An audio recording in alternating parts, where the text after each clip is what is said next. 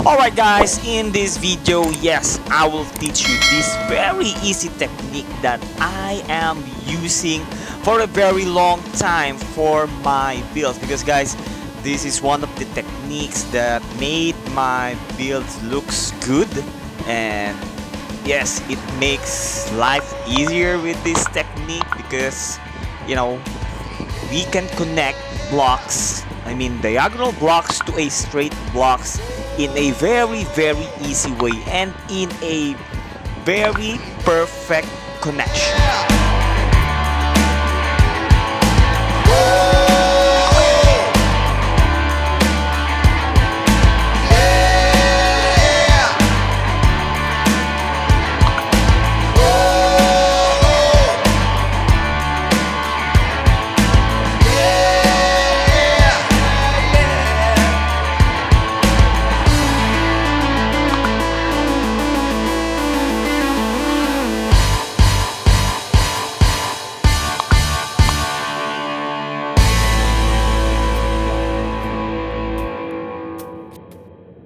Don't forget to subscribe!